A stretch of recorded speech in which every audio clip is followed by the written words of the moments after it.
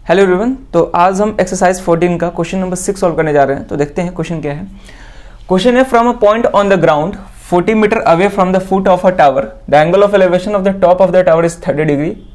The angle of elevation of the top of a water tank on the top of the tower is 45 degree. Find, पहला दिया है the height of the tower और second क्या है the depth of the tank. ठीक है ना। तो इस क्वेश्चन में क्या है कि एक टावर है, ठीक है ना। तो हम इसको पहले ग्राउंड बनाते हैं। तो ये ग्राउंड है और यहाँ पे कहीं एक टावर है और इस टावर के ऊपर एक टैंक रखा गया है, वाटर टैंक रखा गया है। ठीक है। यहाँ पे इस क्वेश्चन में पानी टंकी का जिक्र किया गया है, जो ऐसा बेसिकली कुछ ऐसा होता है, ठीक है। और ऊपर टैंक बना होता है ऐसा कुछ, ठीक है। तो इसी का जिक्र किया है। तो इसको ऐसे ना बना के हम फिगर में इसको एक वर्टिकल स्ट्रेट लाइन से रिप्रेजेंट करेंगे, ठीक है ना। तो ये टावर है और एक टैंक को भी वर्टिकल स्ट्रेट लाइन से ही रिप्रेजेंट करेंगे, क्योंकि टैंक का भी यहाँ पे हम केवल हाइट को ही मतलब रिप्रेजेंट करेंगे एक स्ट्रेट लाइन से। तो ये मेरा टावर हो गया और उसके ऊपर एक टैंक है, ठीक है। तो ये मेरा मान लेते हैं कि ये वाटर टैंक है। क्लियर है। अब है क्या कि इस टावर के बेस से 40 मीटर की दूरी पे एक पॉइंट है। तो मान लेते हैं कि 40 मीटर की दूरी पे एक पॉइंट कहीं यहाँ पे है और इस पॉइंट से एक ऑब्जर्वर है जो कि टावर के टॉप पे दिख रहा है और एक बार वाटर टैंक के टॉप पे दिख रहा है, ठीक है ना। तो टावर के टॉप पे देखेगा तो लाइन ऑफ साइट कुछ ये होगा और वाटर टैंक के ऊपर देखेगा तो लाइन ऑफ साइट कुछ ये होगा, ठीक है।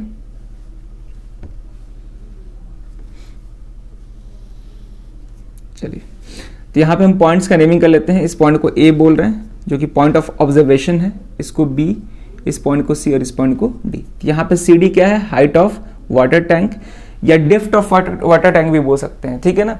यहाँ पे अगर कोई क्वेश्चन में दिया है कि डेप्थ ऑफ वाटर टैंक, तो जो इस वाटर टैंक का हाइट होगा वही डेप्थ कहलाएगा। क्लियर है। चलो, तो यहाँ पे सी डी क्या है, मेरा डेप्थ या हाइट ऑफ वाटर टैंक है और बीसी क्या रिप्रेजेंट कर रहा है, हाइट ऑफ टावर रिप्रेजेंट कर रहा है, ठीक है। और दोनों ही हमको फाइंड करना है, यानी बीसी फाइंड करना है और सीडी फाइंड करना है। कैसे करेंगे ध्यान से देखेंगे यहाँ पे। और इस क्वेश्चन में एंगल ऑफ एलिवेशन भी बता दिया है कि क्या क्या बन रहा है। तो जब वो टावर के टॉप पे देख रहा है तो एंगल ऑफ एलिवेशन 30 डिग्री है और जब वाटर टैंक के टॉप पे देख रहा है तो एंगल ऑफ एलिवेशन कितना है, 45 डिग्री है, ठीक है ना। कितना है, 30 डिग्री और एक दूसरे केस में क्या है, 45 डिग्री। हमको हाइट ऑफ टावर और डेप्थ ऑफ टैंक फाइंड करना है। अब कैसे करेंगे ध्यान से देखेंगे। तो लिखेंगे late BC and CD be the tower and water tank respectively।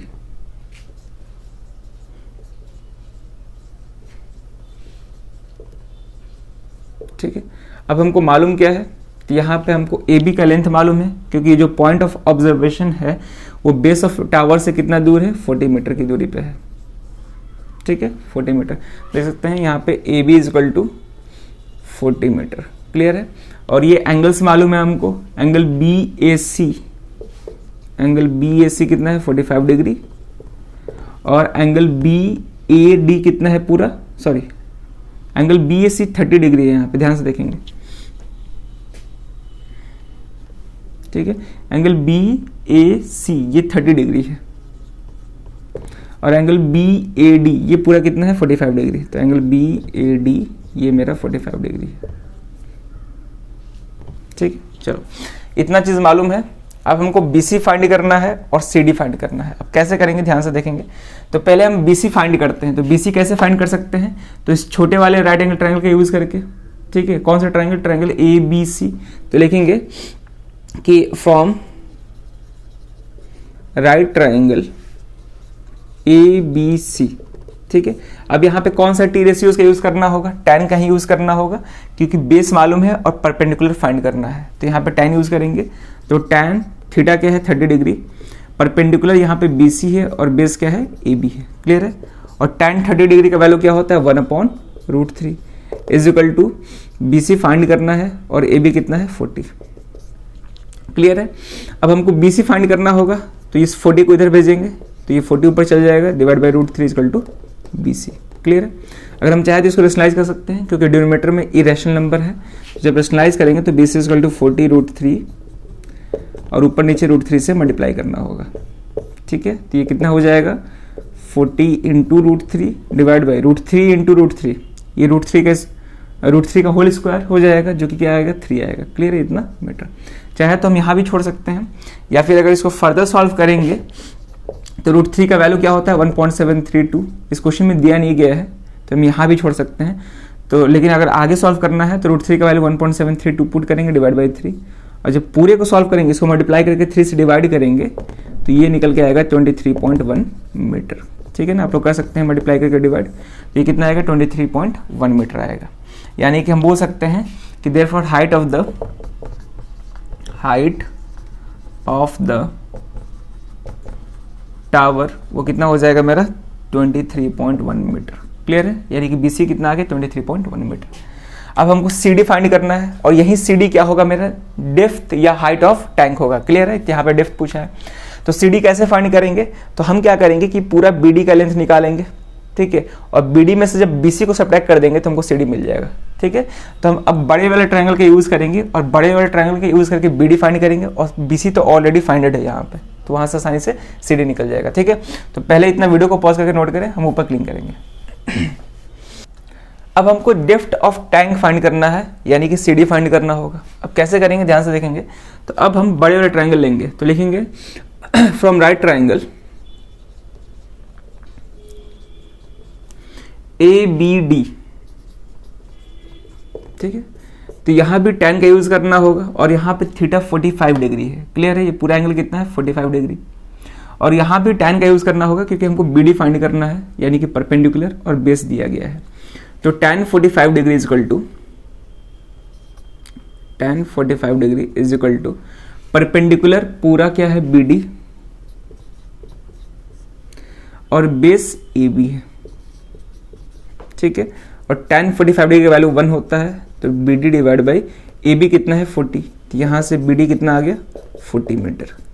Clear है, लेकिन BD तो यहाँ पे 40 मीटर, ये BD तो पूरा होगा, ये पूरा BD है, लेकिन हमको CD फाइंड करना है जो कि डेप्थ या फिर हाइट ऑफ टैंक है। तो अब CD फाइंड करने के लिए क्या करेंगे कि पूरे BD में से BC को सब्ट्रैक्ट करना होगा, तो लिखेंगे therefore CD is equal to BD minus BC। BD कितना है 40 माइनस BC कितना निकल गया है 23.1, ठीक है। जब दोनों को सब्ट्रैक्ट करेंगे तो हो जाएगा 16.9 मीटर। क्लियर है, तो लिखेंगे लास्ट में therefore depth of the tank वो कितना निकल के आएगा 16.9 मीटर, ये आंसर होगा, ठीक है। तो इस क्वेश्चन में 2 पार्ट था, पहला पार्ट में हाइट ऑफ टावर फाइंड करना था जो कि 23.1 मीटर आया, और दूसरे पार्ट में डेप्थ ऑफ टैंक फाइंड करना था जो कि 16.9 मीटर निकल गया है। क्लियर है, तो इस तरह से इस क्वेश्चन को सॉल्व करना था। काफ़ी बढ़िया क्वेश्चन था ये, ठीक है ना।